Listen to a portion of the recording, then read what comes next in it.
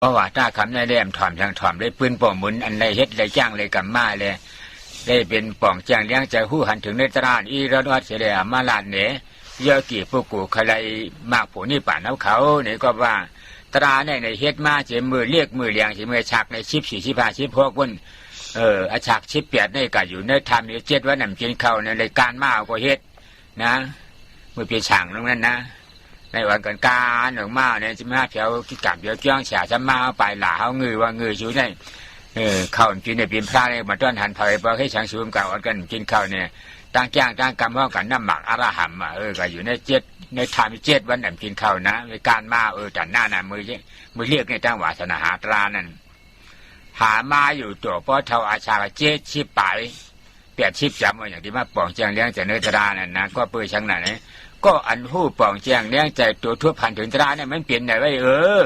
เก่าหันเยาวันนั้นมันมีผลลัพธ์เนี่ยเขานะเผยก็เอาเนื้อดึกเนื้อไล่เลยว่าในอย่างในจำนั้นวันในปั๊บในวันในเจ้าสาป้านั้นบ้านนั้นน่ะเหมือนเจ้าป้าในข้อเจ้งในวันนี้เอาเจ้งอันดับในกันไม้เลยเอาหยองจ้างกรรมฐานมาในข้าวจ้างปีเมืองเช้า4-5 ปีนี่เป็นก้นหยองกรรมฐานหนูเฉยๆนี่หลวงพ่อบอกว่าวันนี้จะให้ธรรมะพิเศษหน่อยจะบันทึกหรือถามผมว่าผมบันทึกดีกว่านะหลวงพ่อก็บอกว่าจะเล่าถึงความผิดพลาดของหลวงพ่อตั้งแต่อดีตเมื่อตั้งแต่สมัยเป็นเนนเล็กๆสมัยเป็นเนนเล็กๆเนี่ยด้วยความไม่รู้เนี่ยก็ไปพยายามทำความเพียรอยู่ในถ้ำไปนับประคำอยู่ในถ้ำโดยอธิษฐานไม่กินข้าว7 วันนับประคำอยู่ในถ้ำจนในที่สุดต้องคลานกลับมาวัดจนท่านเจ้าว่าบอกว่าโง่เหลือเกินเนาะไปทำอย่างนั้นทำไมถึงขนาดนั้นความที่ท่านได้บำเพ็ญเพียรได้ทดลองฝึกหัดด้วยตัวเองแล้วตลอดระยะเวลา40-50 ปีที่ผ่านมาจนกระทั่งถึงอายุเกือบจะ70 กว่าจะ80 76จะ80แล้วเนี่ยท่านถึงได้มาพบเห็นรู้เห็นทางเมื่อพบเห็นรู้เห็นทางแล้วถึงจะได้มาปฏิบัติให้มันถูกต้องและได้รับผลความสงบเย็นอย่างที่เป็นอยู่ทีนี้ในความที่ต้องหลงทางอยู่อย่างนี้เนี่ยเป็นเพราะอะไรเพราะตั้งแต่สมัยที่ท่านเริ่มศึกษาค้นคว้าตั้งแต่สมัยเป็นเนนเนี่ยไม่เคยมีใครมาพูดมาบอกมากล่าวเลยว่าฉันเนี่ยได้ค้นคว้าศึกษาด้วยเองได้พบธรรมรู้เห็นเส้นทางใครอยากจะรู้ก็มาสิมาล่ำมาเรียนมาศึกษาเอาอย่างเงี้ยไม่เคยพบเห็นเลยคนประเภทอย่างนั้นเนาะในชีวิตที่ผ่านมาเพราะฉะนั้นก็จึงต้องคำทางหลงทางมาอย่างเงี้ยจนกว่าอายุเกือบจะ80 ปีเนี่ยถึงจะมาพบเห็นทางอยู่เช้ามาอยู่ตั้งกันนั่นเนี่ยอายุ70มือพก70หอดแถวมาเนี่ยนะเท่านั้นหอดแถวมาเนี่ยช่ำเลยเฮ็ดครูอาจารย์เปิดมาวันตางานปีวัดรวยเชียงวันนั้นเป็นก้นฮอตราปันลูกปันหลานก้นฮอกันมีเจ้ากรรมฐานเขามาขึ้นช่องวัดรวยเชียงนั่นเนี่ยเลยอยู่ใจคำฮอเขาเอช่างชวนชุ่มมาปันดูกูว่าตั้งชามเดือนหรือว่าตั้งชามเดือนในกูเปียดคำรับวันในกะฮออยู่เฉยๆนะกะฮอเฉยหรือได้เมื่อไหร่จริงข้าวตั้งตีเตี่ยมชุดนั้น15 วันกันนอนที่เลยฮอกูวันกูเฮ็ดในข้าวตั้ง16 ปีนะครั้ง16 ปีนี่ก็เป็นก้นตาหมอดตาพังหลวงเฉียวอำพันเชียนดาชายตั้งเนี่ยหาจูงเอาเปิ้นกว่าจูงเปิ้นกว่ามาผลนี่ป่านเนี่ยนี่ป่านมีทั้งตัวทั้งอดทนทั้งเจ้าในความหูจักเนี่ยได้16 ปีเนี่ยเมฆาขอเจเนี่ยนั่งได้กันนั่งกรรมฐานจ้ำเฮาน่ะตั้งที่เฮ็ดช่างหลานเนี่ยปลูกโทนะนั่งไอ้ห้องหาพระเปลี่ยนเจ้าเพราะพระเปลี่ยนเจ้ามีเนี่ยเนี่ยตีว่าหือมันความหัวนะเขาคะแนนดีป่านนะเดี๋ยวคะแนนดีป่านว่ามาหาเก่าทำในห้องหาเก่าทำในวันไหนก็เองเก่านะทีนี้หลวงพ่อก็จะได้เล่าถึงความผิดพลาดของหลวงพ่อต่อไปอีกว่าความที่ได้หลงทางมาจนถึงอายุ75-76เกือบจะ80 ปีเนี่ยสิ่งที่เกิดขึ้นอีกอย่างหนึ่งก็คือว่าในช่วงที่ผ่านมานั้นก็ได้ไปศึกษาเราเรียนมาทั้งภาคทฤษฎีและปฏิบัติทั้งทางด้านปริยัติทางด้านอภิธรรมต่างๆเยอะแยะมากมายจนพอมีความรู้เมื่อมีความรู้แล้วก็มาเปิดอบรมเปิดสอนการทำกรรมฐานที่พระธาตุดอยแสงขาวที่เปียงหลวงอำเภอเวียงแหงนะเป็นเวลาถึง16 ปีตลอดระยะเวลา16 ปีเนี่ยก็ชักชวนญาติโยมคนที่รู้จักมักคุ้น ต่างๆเนี่ยมาประพฤติปฏิบัติธรรมท่านก็เป็นผู้สอนเนาะสอนนั้นท่านบอกว่าเมื่อสมัยที่เป็นมาที่ผ่านมานั้นน่ะเมื่อมารู้ความขึ้นมาเดี๋ยวนี้แล้วเนี่ยมองกลับไปข้างหลังถึงตอนนั้นเนี่ยมันเหมือนคนตาบอดนะเหมือนคนตาบอดไม่เห็นทางแต่ก็พยายามที่จะไปจูงคนอื่นให้เดินตามตัวเองนะมีลักษณะเหมือนอย่างนั้นนะ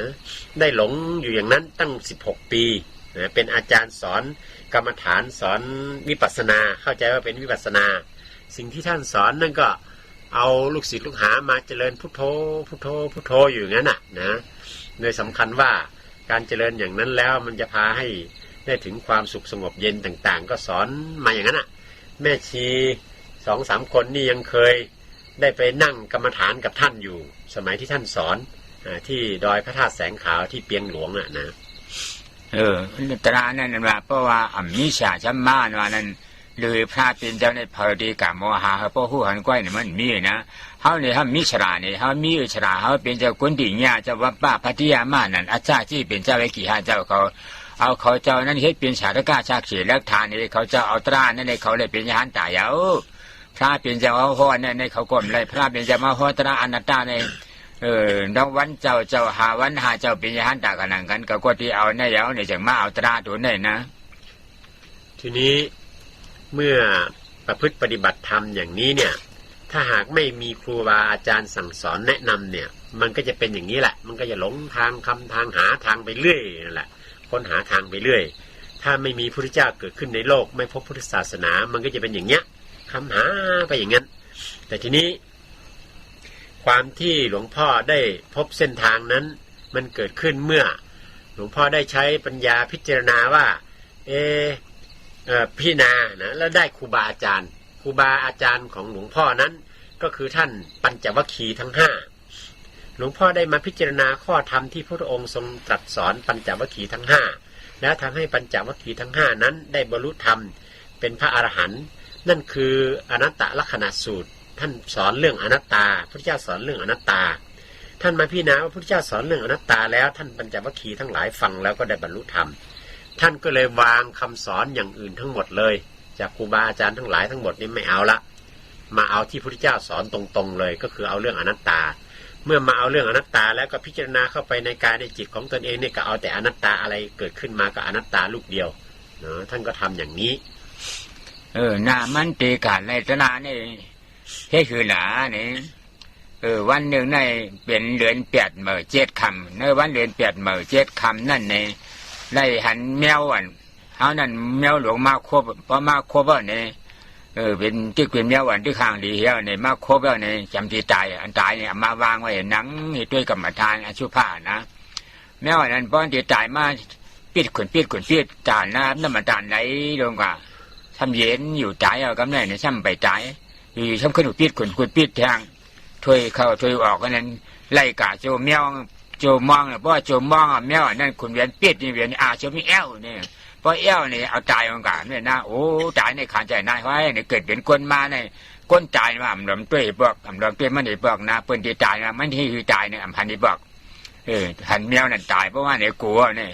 เพราะกลัวเนี่ยถึงมาคำ8 คำนั่นคำ7 คำนั่นในแฮนโคเนี่ยการขึ้นมา12 มองลูกแฮนโคตีเฮิรนนั่นมีไว้เฮ็ดฉังล่ะเนี่ยมีไว้ลวดเครื่องกันหนึ่งเปลี่ยนลวดเครื่องเปลี่ยนเมียวเฮงกะลูมาย่าเอาเครื่องลวดเมียฉาเหี่ยวเนี่ยขี่ช้ำๆเนี่ยโยมีใช่หมู่นี้ชื่อไว้ได้มี2-3 เดือนนั่นก็ว่าขี่ก็เข้มน่ะเนี่ยจะจ้าบน่ะนี่ขี่น่ะย้อนขี่ลวดบนนั้นเนี่ยได้ยามได้ขี่สิบอกนะนั่นอันหนึ่งซ้ำชื่อไว้จากรวยเข้าอันหนึ่งเฮียนไว้ดูดูห่างเฮียนใส่ชายแลนชายพานมันเนี่ยตีเฮียนไว้แล้วนี่ชายจากเหมืออันหนึ่งเนี่ยซ้ำนี่ไว้มาตัวหนึ่งห่างนี้น่ะมาตัวนั้นก็คู่การคนใจนั่งก็นั่งใจลูกก็ลูกใจนอนก็นอนใจเรียนก็เรียนนี่มาตัวหนึ่งมีไว้เมียลูกวันเขาอยู่จ้าออกมาเลยเช้า8 ปีนะเมียอีกคำผ่อยเขาเนี่ยเมียมานั่นก้อนหนึ่งนี่นั่นนะเพราะนั้นน่าในจริงการคำมา10 มองมาฉันโคมเนี่ยก็ดีกว่าก็เฮ็ดจะเชี่ยไปอ่ะเนี่ยใครตายให้มันตายอ่ะก็ไม่ก็ดีกามเดชลายก่อมจั่วเนี่ยทีนี้ หลวงพ่อก็บอกว่า เมื่ออายุมาถึงตอนประมาณสัก76 ปีนั้นวันนั้นเป็นวันเดือน8ขึ้น7ค่ำเนาะหลวงพ่อก็ได้มีธรรมสังเวชเกิดขึ้นคือมีแมวลูกแมวตัวหนึ่งเนี่ยน่ารักเนาะถูกแมวพงเขาเรียกแมวพงแมวตัวใหญ่ๆแมวป่าเนี่ยกัดทีนี้มันก็มาร้องครวญครางดิ้นอยู่ต่อหน้านะดิ้นที่จะตายนั่นน่ะดิ้นอยู่ต่อหน้าชักแงกอยู่ข้างหน้านะชักแงกแล้วก็เงียบไปหลวงพ่อก็มาพิจารณาตายแล้วมั้งสักครู่หนึ่งมันก็รู้สึกตัวเองเท้านี่ก็ชักแงกอยู่งั้นนะแล้วก็เงียบไปตั้งหลายครั้งจนในที่สุดพอครั้งสุดท้ายนี่มันชักแรงๆปึ๊กขึ้นมาแอ๊กแล้วก็ร้องแอ้วแล้วก็ตายนะต่อหน้าต่อตาเมื่อได้เห็นดังนั้นโอ้ความตายนี่เป็นอย่างนี้เนาะนะชีวิตหลวงพ่อไม่เคยไปดูใครที่กำลังจะตายไม่เคยเห็นแต่พอมาเห็นแมวกำลังจะตายเนี่ยได้พิจารณาเห็นตลอดตั้งแต่ที่มันถูกกัดเจ็บร้องครวญครางแล้วก็มาชักแงกให้เห็นต่อหน้าจนในที่สุดสิ้นลมหายใจขาดสิ้นใจไปต่อหน้าเนี่ยมันเป็นอย่างนี้เองเนาะในที่สุดเราก็จะต้องตายอย่างนี้นะก็เกิดความสะเทือนใจเมื่อเกิดความสะเทือนใจขึ้นมาแล้วก็เลยคิดว่าไม่อยู่ละจะต้องออกไปประพฤติธรรมไปหาธรรมนะจะให้พ้นจากภาวะที่จะต้องมาตายอย่างแมวนี่เสียให้ได้นะพอถึงเวลา4 ทุ่มของคืนวันขึ้น7 ค่ำนั้นหลวงพ่อก็ไปเก็บของเนาะเก็บข้าวของเตรียมตัวจะหนีออกไปหาธรรมนะเมื่อเตรียมตัวจะหนีออกไปหาธรรมนั้นสิ่งที่ยังติดค้างอยู่ในใจติดยึดอยู่ในใจนั้นมีอะไรบ้างหลวงพ่อว่ามีรถมอเตอร์ไซค์เอ็นตาโลสมัยนั้นนะฮะเอามันเป็นเครื่องที่ใช้ระบายความร้อนด้วยน้ำมีหม้อน้ำเอามาเปลี่ยน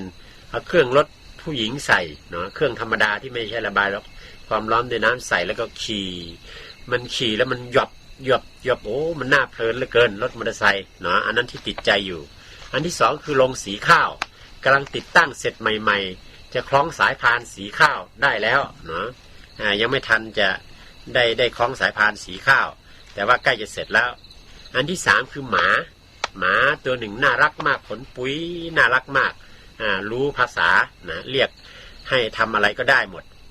อันที่สี่ก็คือภรรยาคือแม่ของน้องคำพลอยเนี่ยกับน้องเนี่ยซึ่งอยู่มาด้วยกันตั้ง28 ปีแล้วอันนี้มันติดอยู่ในใจเนาะแต่สิ่งเหล่านี้ที่มันติดอยู่ในใจนั้นก็ลังดึงอยู่ไม่ได้เมื่อทำมาสังเวชเกิดขึ้นหลวงพ่อก็เตรียมของเพื่อจะออกไปประพฤติธรรมเฮียนโคยาบ่เนี่ย12 โมงครึ่ง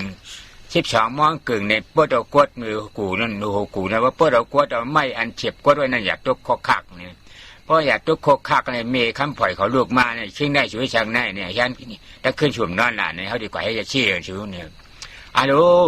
มือผูกเนี่ยเขาว่าอ่างกันนั่งกรรมฐานเนาะชูวางเขาให้เขากายอยู่15 วันในปีนี้ชวนดีกายอยู่เช้าวันในมือที่จ้างกรรมฐานนี่นะเพราะปีที่มาปีกายอยู่เรือนนึงในชวนไหนใน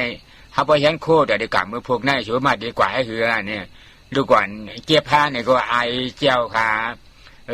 ช่องก็ปวกในก็เอาลวดออกมือกัดทั้งปุ่งปากแขมบนในไปมากขึ้นมีเผาขึ้นหัวไงก็เคยแจงก้นเอาล้วนขาไว้ขาก็มีเฮือนเพราะใครกว่าในเปิ้ลขามาเองไงมีเฮือนใครกว่าก็ดีเยอะเนี่ยในเผาก็มีเฮือนกันเนี่ยคือเท่าไว้ล้วนกับมีเชียงใบมดอ่ะเนี่ยมันไล่เมียบ่ตายก็ดีตายเชียงเมียงเอาไม่กว่าเอาเนี่ยเพราะว่าในก็มันก็ห้องให้บ้านห้องให้ในก็เขาก็ล่วงเฮือนมา12 โมงไปเนี่ยข้าวต่างไปเนี่ยมีอยู่3 กิโลเนี่ย7 กิโลเนี่ยไปเนี่ยก็เลยไปกลางขึ้นน่ะไปมาประมาณแถวก็ที่ทำมาอยู่หิมจ้องใจนั่นเนี่ยก็น่าดีว่า3 โมงเอาเนี่ยทีนี้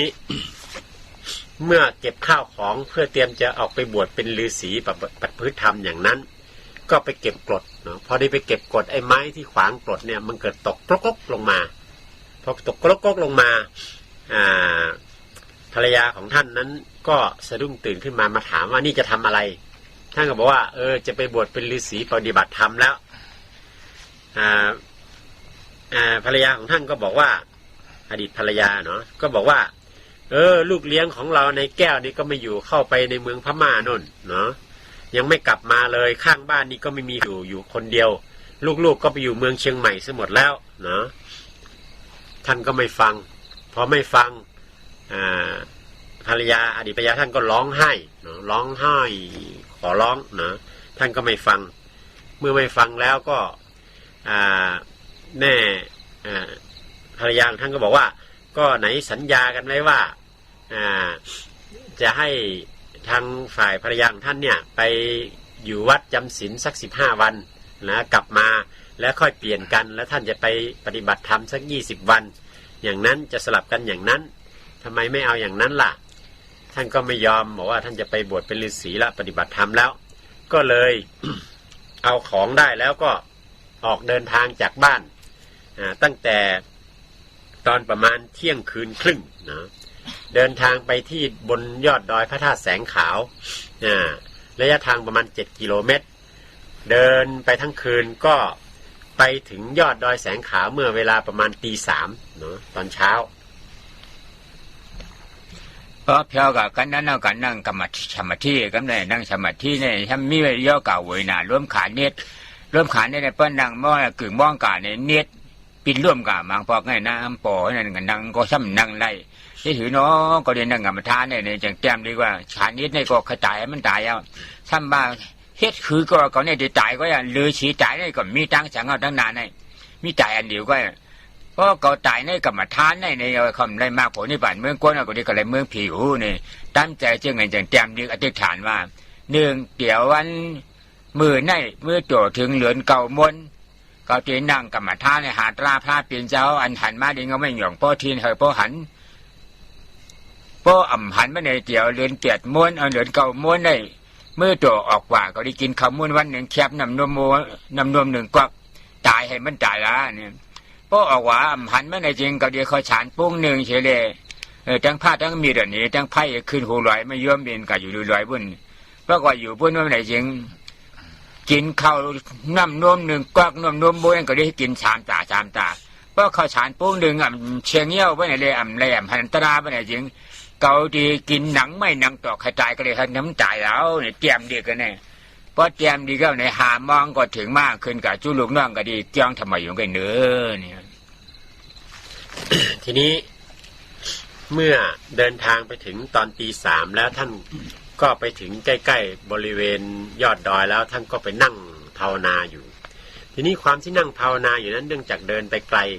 แล้วสิ่งที่ท่านเป็นอยู่เป็นประจำโรคประจำก็คือว่าเป็นขาเป็นตะคริวเนาะขาชอบเป็นตะคริวเวลาเป็นตะคริวขึ้นมาเนี่ยต้องหงายหลังผึ่งเลยมันปวดมากๆเลยนะต้องจับบิดจนหงายหลังเป็นตะคริวเลยทีนี้ในวันนั้นท่านก็นั่งแล้วตะคริวมันก็เจ็บขึ้นมาพอตะคริวเจ็บขึ้นมาเนี่ยท่านก็เลยมาอธิษฐานจิตเนาะจะตายเพราะตะคริวก็ให้มันตายไปแล้วท่านก็เลยมาเขียนเป็นหนังสือเป็นคำสั่งไว้ว่าจากวันนี้ไปจนถึงวันเดือน9 เพ็ญเนาะท่านจะ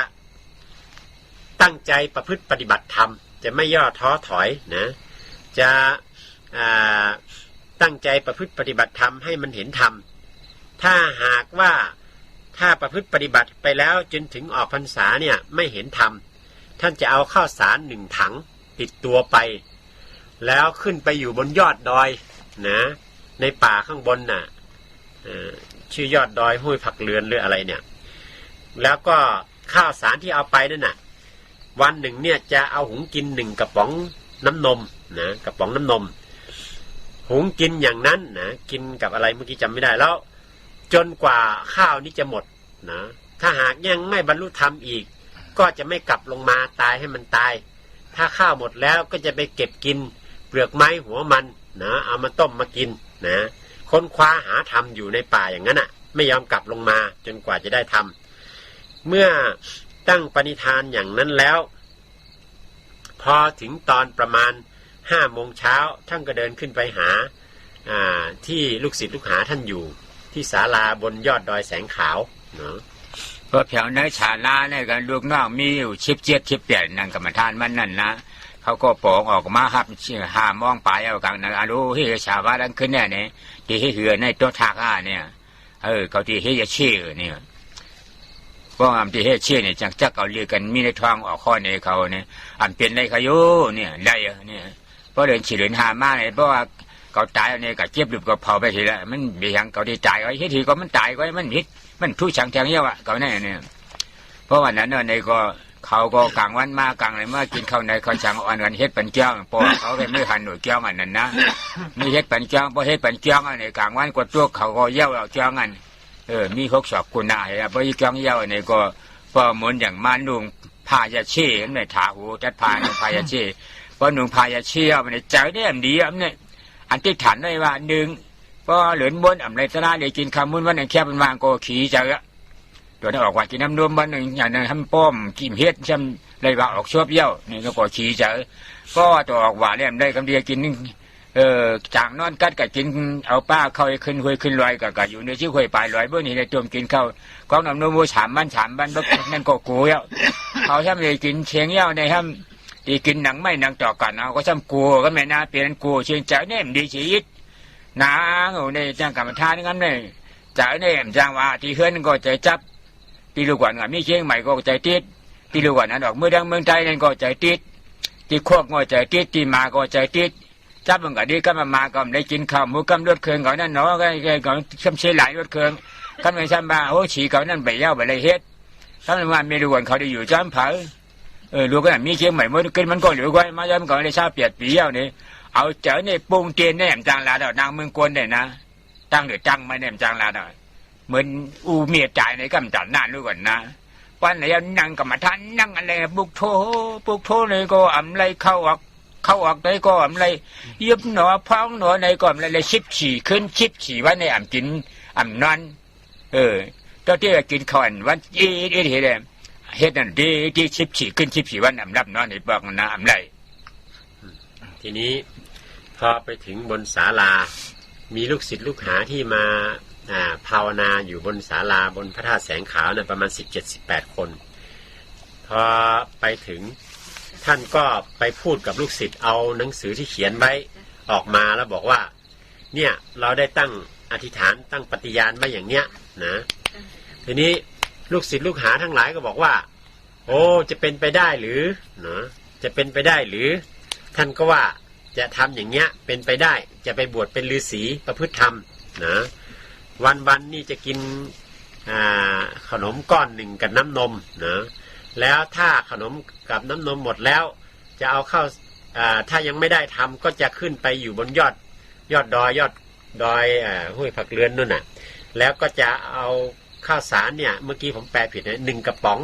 หุงกิน3 วันว่าอย่างนั้นถ้าหมดข้าวสารแล้วก็กินเปลือกไม้ต้นไม้รากไม้ต่างๆเป็นอาหารนะถ้ามันจะตายก็ให้มันตายอยู่บนโน้นถ้าถึงสงกรานต์ปีใหม่เดือน5ทางเหนือเรียกว่าเดือน5เนี่ยเมษาเนี่ยก็พากันขึ้นไปเก็บกระดูกลงมากันแล้วกันถ้าตายแล้วนะไม่ลงมานะทีนี้พอพูดอย่างนั้นแล้วท่านก็ไปปลงผมนะทีนี้ลูกศิษย์ลูกหา17-18 คนพอรู้อย่างนั้นท่านก็พากันไปขนเอาไม้อัดเอาสังกะสีเอาเสาของที่มันเป็นของเหลือของเก่าอะไรเนี่ยมาสร้างกุฏิให้ท่านหลังหนึ่งอยู่บนดอยพระธาตุแสงขาวผมไปเห็นมาละถ่ายรูปมาละเนาะกว้าง6 ศอกยาว6 ศอกเนาะสี่เหลี่ยมสร้างกุฏิขึ้นมาจนถึงค่ำก็เสร็จตัวหลวงพ่อเองตอนนั้นก็โกนหัวเอาผ้าที่เอาขึ้นไปด้วยไปย้อมฝาดเหมือนสีพวกฤาษีแล้วก็มาคลองนะคลองแล้วก็เข้าไปภาวนาอยู่ในกุฏินั้นเนาะเป็นเวลา14 วัน14 คืนไม่หลับไม่นอนเลยภาวนาเอาตามที่เคยได้เรียนมาพุทโธพุทโธพุทโธก็แล้วนะพองหนอยุบหลอก็แล้วลมหายใจดูลมหายใจเข้าแล้วออกแล้วเข้าแล้วออกแล้วทำไปทุกวิถีทางที่เคยได้ร่ำได้เรียนมาปรากฏว่า14 วัน14 คืนไม่มีอะไรดีขึ้นไม่เกิดอะไรขึ้นมาเนาะ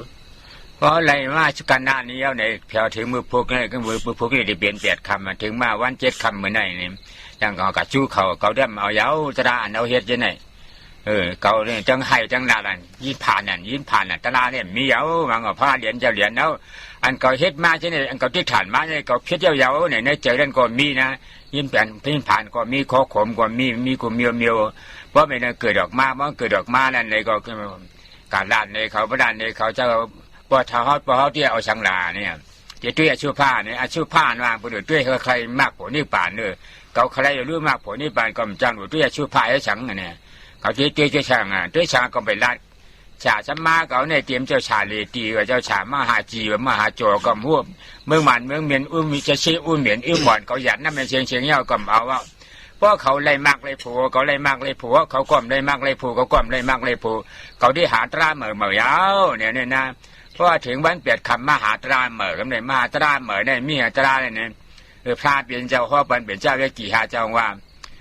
ไม่เนี่ยอันไม่ขึ้นมาในจังมันเนี่ยอันมันคาพระเปลี่ยนยาวเนี่ยอันมันเนี่ยมันเปลี่ยนช้างเนี่ยเป็นอันนี้จ้าคาเนี่ยอันนั้นนิจ้าอันเป็นมาอันนิจ้าเนี่ยมันเปลี่ยนช้างแท่งหลาเนี่ยเป็นขานใจข้าพระเปลี่ยนยาวเขาเนี่ยขานใจเนี่ยมันนำใจช้างแท่งจ่องมันใจเก่าเพราะเปลี่ยนเก่าได้มันให้ขานใจก็มันขานใจก็รู้ให้ขานใจก็อย่างที่ขานใจเนี่ยจ่องว่าอะไรมาอะไรเพิ่มมาอะไรก่อนใจเก่าเนี่ยวนคือตาเนี่ยเอานั่นมานะเอาเนี่ยมาวนเนี่ยกันเนี่ยเพราะมาวนเนี่ยใจเนี่ยเป็นหิวไอ้ลาเนี่ยใจเนี่ยกำบ้ามานก็ได้กินข้าวหมูยาวได้กินเนื้อหมูยาวนี่กำล้วนนะมือปั่นนั่นก็มาบางพอที่เลือดขาไก่หมูยาวนี่ก็มีกำหนึ่งก็ว่ามีด่วนเขาไม่ได้อยู่จ้ำภายในก็มีกูเมียวเกิดขึ้นป้องเกิดขึ้นมาตัวเลยนี่ก็อันนั้นด้านใจของเขาตีทำเนียดเพราะตีเนียดบอกขึ้นมานี่ก็มีนั่งเนียดก็ย่อมเมื่อแล้วมันใจความเขาใครตายแล้วใครเนียดก็มูเมื่อตั้งเก่าตั้งเมื่อมันสีเสียงกันช่างเขาหูอนัตตาสัพเพก็ยาวอนัตตาใครให้ดีอะไรนี่นั่งเป็นตีเนียดเดี๋ยวงั้นนี่ก็เนียดมันแต่หนึ่งเนียดเย็นกามันนั่นเพราะพอถึงมากเลยฉามขึ้นฉามบันฉามบ้านก่อนเตรียมนี้60ปลายช่องจมว่างอันนาดีว่างไว้เนี่ยนะ60ปลายช่องจมว่างนี่ก็เนื้อตัวปอมมันแตกไปเนี่ยไพ่คุณหัวบงขึ้นมาอย่างนี้เพราะหัวบงขึ้นมาย่ำหัวจักว่าก็เป็นช่างในคุ้มใจเตี้ยมเปื่องเก่าเปื่องเก่านะเปื่องไม่เปื่องช่างไอ้ยิดค่อยบอกว่าโอ้พระเป็นยังไงได้เนาะวันนี้วนหนูยังไงเอาเย็นหนูจ่อเย็นอยู่นั่นนะ ทีนี้เมื่อกี้ข้ามไปนิดหนึ่งหลวงพ่อว่าพอบวชเป็นฤาษีแล้วทีนี้ก็เกิดกลัวขึ้นมาว่าอธิษฐานแล้วว่าจะกิน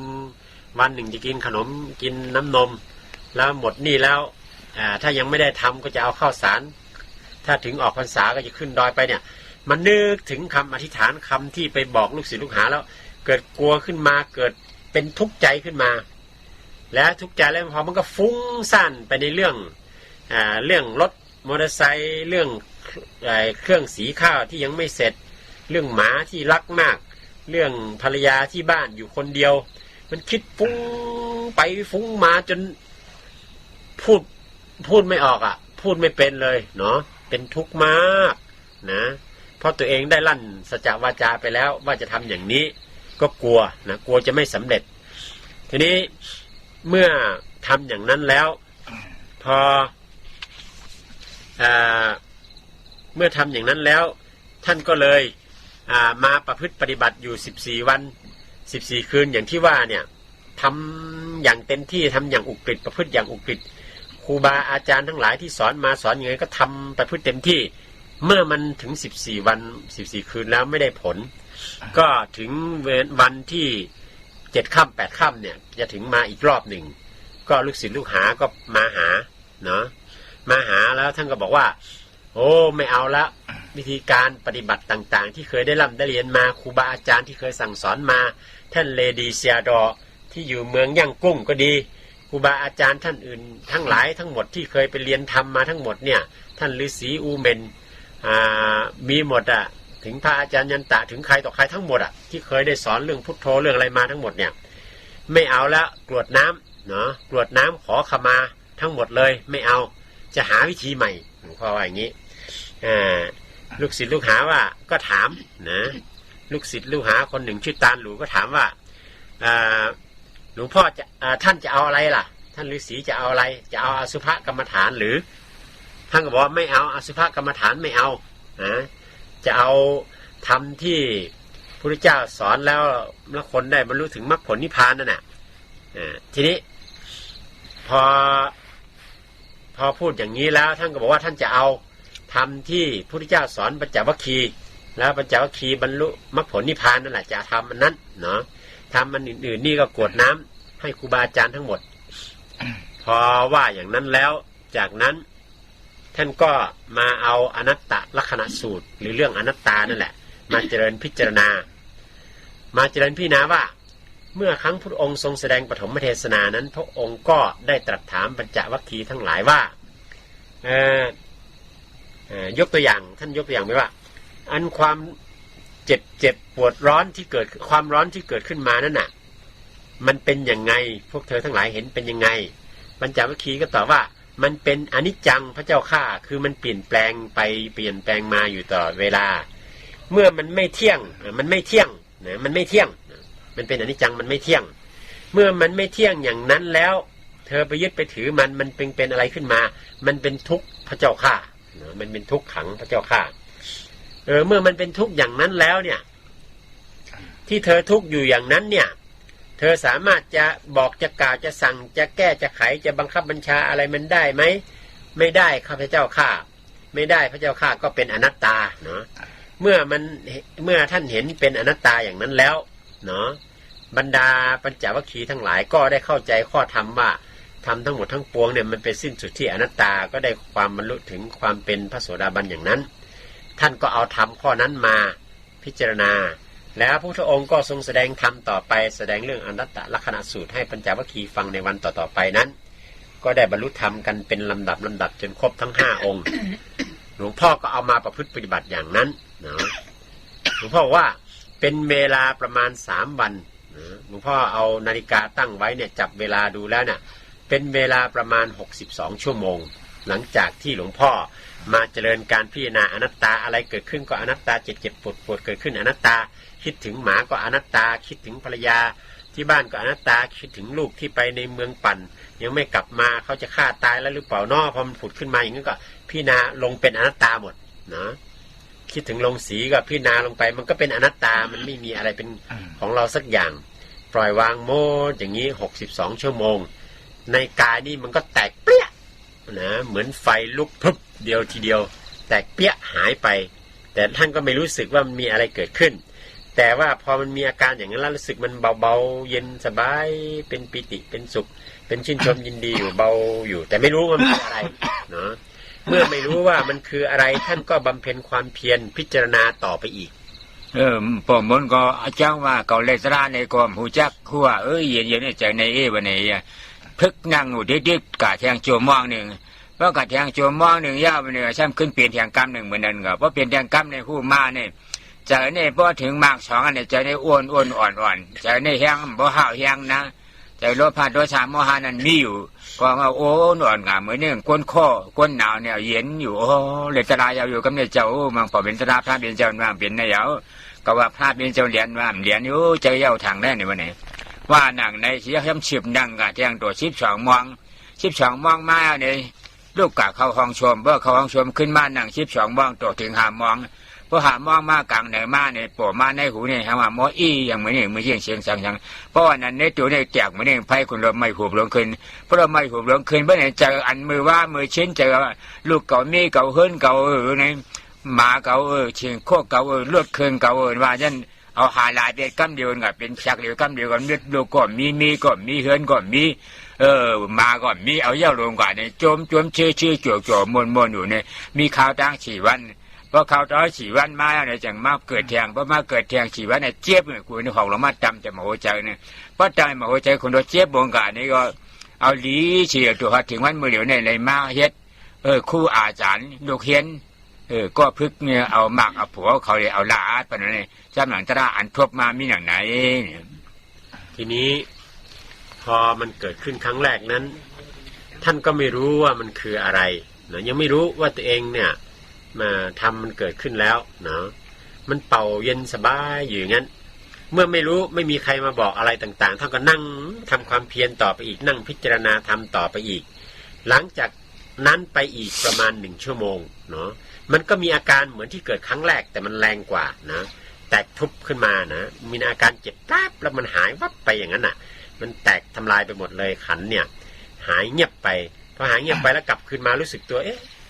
มันเหี่ยวแห้งไปหมดเลยใจอันอยากใจอันมีคิดถึงลงสีคิดถึงอะไรต่างๆนี่มันเงียบไปหมดเนาะมันเงียบไปมันเหี่ยวแห้งไปหมดเงียบไปหมดว่าโอ้นี่เจอธรรมแล้วมั้งเนี่ยทำไมจิตใจมันเปลี่ยนแปลงไปถึงขนาดนี้เนาะเมื่อมาพิจารณาอย่างนั้นแล้วหลังจากนั้นท่านก็เจริญธรรมต่อไปอีกนะอีกเป็นเวลาประมาณ4 ชั่วโมงเนาะ4 ชั่วโมง5 ชั่วโมงมันเป็นเวลาประมาณเที่ยงคืนเนาะที่มันเกิดอย่างนั้น ท่านเจริญต่อไปอีก จนถึงเวลาประมาณตี 5ใกล้จะรุ่งสางมันก็เกิดอาการขึ้นอีกครั้งหนึ่งทีนี้เกิดรุนแรงมากเนาะมันมีอาการเหมือนไฟที่มันติดไอ้ดินปืนแล้วมันฟุ้มหายไปอย่างนั้นแหละ ขึ้นมาแรงๆแล้วก็ดับหายไปพอมันดับหายไปแล้วมันสงบเย็นไม่มีความนึกคิดความฟุ้งความคิดถึงลูกที่ไปในเมืองนอกความคิดถึงโรงสีความคิดถึงหมาที่น่ารักความคิดถึงรถมอเตอร์ไซค์ความคิดถึงภรรยาที่อยู่ที่บ้านต่างๆแล้วนะมันเงียบหายไปหมดเย็นสงบเย็นหมดไม่มีอะไรเหลือเนาะอันนี้พอมันเกิดครั้งที่3แล้วอาการอย่างนี้ก็เกิดขึ้นเนาะทีนี้ต่อจากนั้นไปอีกท่านก็อยู่กับความสุขเย็นอย่างนั้นน่ะไม่มีอะไรเงียบเย็นเหมือนไม่มีอะไรไปอีกเป็นเวลาถึง4 วันนะ4 วันให้หลังพอ4 วันให้หลังเนี่ยพอถึงใกล้เวลาที่จะรุ่งเช้านั้นมันก็มีอาการเกิดขึ้นเนาะมันมีอาการเกิดขึ้นมีอาการเหมือนกับมีหอกแหลมๆมาทิ่มที่หัวใจแรงๆจึ๊กเดียวมันก็ขาดปึ้งไปเลยดับหายไปเลยพอดับหายไปแล้วเนี่ยจากนั้นมามันก็เกลี้ยงหมดไม่มีอะไรให้มาพิจารณาอีกมันหายไปหมดนะไม่มีอะไรต้องพิจารณาอีกจนถึงทุกวันนี้ก็เป็นคนดีอยู่อย่างเงี้ยได้มาสั่งสอนพวกเราทั้งหลายให้รู้ถึงวิธีการประพฤติปฏิบัติธรรมเพื่อให้เข้าถึงความสงบเย็นอยู่ทุกวันเนี้ยอันนี้ก็เป็นเรื่องเล่าย่อๆถึงประวัติการประพฤติปฏิบัติที่หลวงพ่อได้ทำมาถึงความผิดพลาดต่างๆที่หลวงพ่อได้ทำมาแล้วมาเปลี่ยนทางเดินใหม่จนมาได้ความสงบเย็นนะเป็นประจักษ์พยานแล้วก็สามารถที่จะเอามาเล่ามากล่าวให้พวกเราฟังเพราะหลวงพ่อได้พิสูจน์ด้วยตัวเองมาแล้วอย่างนี้นะมาสอนพวกเราอยู่ทุกวันนี้อันนี้ก็คือเรื่องราวนะที่พอยกขึ้นมาเป็นตัวอย่างเป็นสังเขปนะเป็นเรื่องจริงเป็นชีวิตจริงที่อยากจะให้พวกเราได้ทราบเพื่อจะได้เป็นอุทาหรณ์สอนใจนะว่าความที่จะทำมรรคผลนิพพานให้แจ้งเนี่ยมันต้องใช้ความวิริยะอุตสาหะต้องใช้ชีวิตเข้าแลกต้องใช้ความบักบั่นขนาดไหนเนาะพระเป็นเจ้าในลาดไว้ว่าอภิชุนาดามหันตาเนี่ยมหันตาเจ้าอันใหญ่ชุงเฉผีชีช่างทางคนห้องว่าพุทธเจ้านั่นมหันตาเนี่ยอภิชุนาดาอ่ำเลียนผีอ่ำเลียนช้างอ่ำเลียนคนก็เหล่าลาดมันลาดเนี่ยหนาวะเนี่ยอ่อนต่างจะได้ในปัวหมุนจูได้ยังย่ำหยุ่มด้วยก่อนทมเหลียวได้พระเป็นเจ้าในอ่ำเป็ดอ่ำเลียนเต้ลาดมันเต้ลาดจืดเต้เลยเจเต้อันมันเจ้าควบยับทวบยามาหันยามาเยอะเนี่ยมันเจ้าลาดปันเท้านั่นน่ะตัวมันเจ้าทั่วเพียงมันอย่างไรลาดนั่นนะมันเมียนมันเจ้ามันเจ้าลาดนั่นเฉยๆนี่จังมีหยุ่มเยี่ยมคนเท่าในพ่อไปมาหันถึงตราเจ้าไหนในเสียงตาที่หยุ่มเยี่ยมถึงพระเปลี่ยนเจ้านั่นเตรียมทวนถึงเชือกถึงเจ้ามันเปลี่ยนไหลเนี่ยเหมือนเจ้าหน้าเฮ้ยเนี่ยนะเหมือนหนังก้นอันนั้นมีลูกมีลางเช่นนั้นอันไปได้ร่วมลาลูกร่วมลาลางเช่นนั้นเนี่ยเขาหยุ่มเยี่ยมกุ้งกู้กุ้งเมย์เขาได้เยอะหนาเนี่ยป้อมไปเลยเกิดลูกลื่นเหตุร่วมลาลูกร่วมลาลางอันนี้ยังไปเพิ่งยังไปหันกุ้งเจ้าจู้เมย์เตรียมโถเนี่ยอันนี้อยากจะได้เชิงเพราะว่าคนผู้เชี่ยวชาญทั้งหมดได้เพราะว่าไปเป็นอริยะเนี่ยกุ้งพระเป็นเจ้านั่นไปหันถึงเตรียมโถเนี่ยหนังเขาที่หันถึงเตรียมทวนกุ้งพระเป็นเจ้านั่นกูโก้กูโกนให้คัดจากให้ได้ตราอริยะเขาจำหนังอะไรนี่มาไหน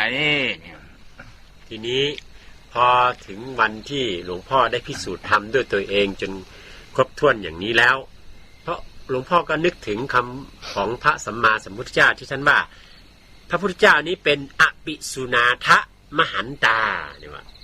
พระพุทธเจ้านี้ไม่มีคำพูดอันไหนเลยที่เป็นคำหลอกคำลวงเป็นแต่คำจริงทั้งสิ้นเป็น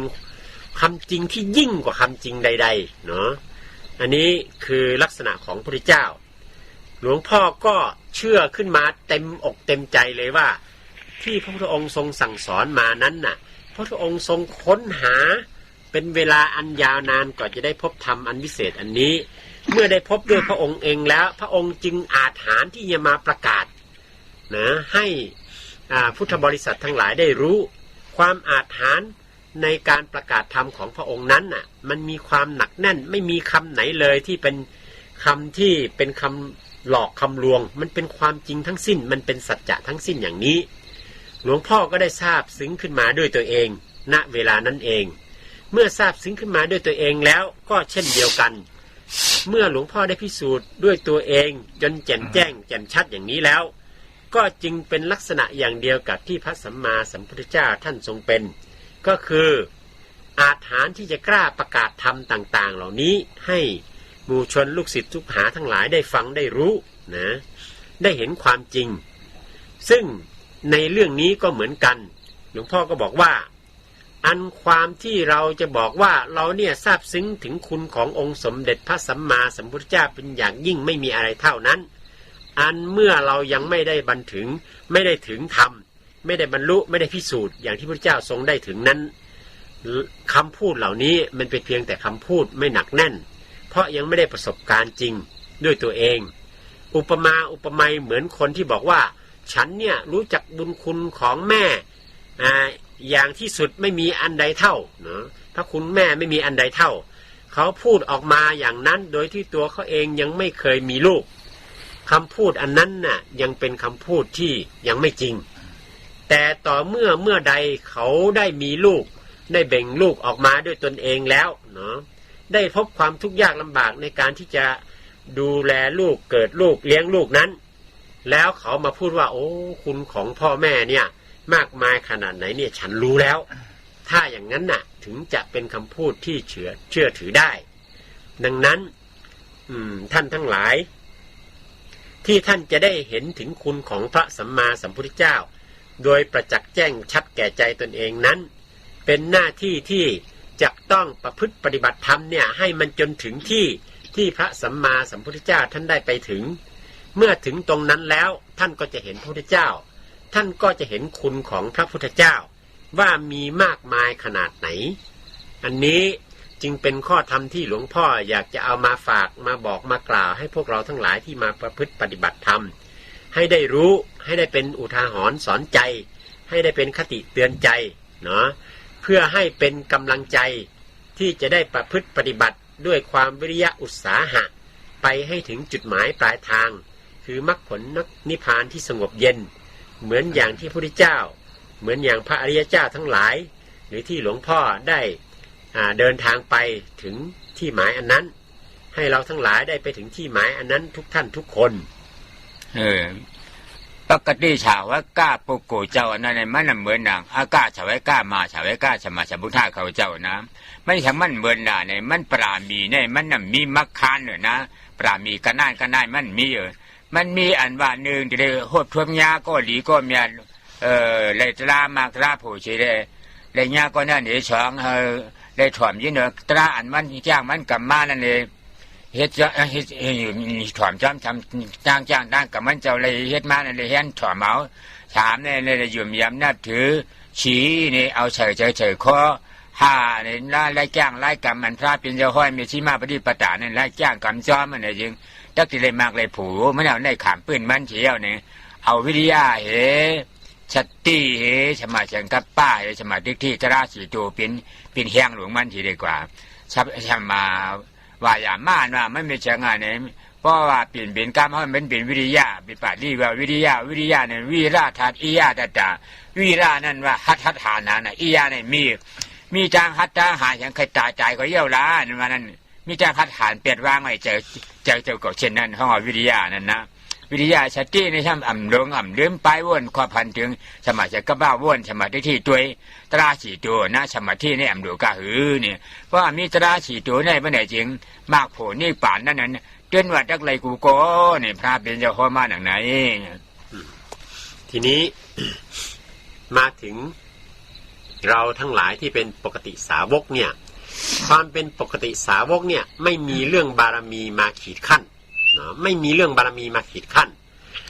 ไม่เหมือนกับท่านอัคคสาวกมหาสาวกทั้งหลายท่านจะต้องบำเพ็ญบารมีมาเป็นกับเป็นแสนกับอย่างนั้นสำหรับเราปกติสาวกไม่มีบารมีมาขีดขั้น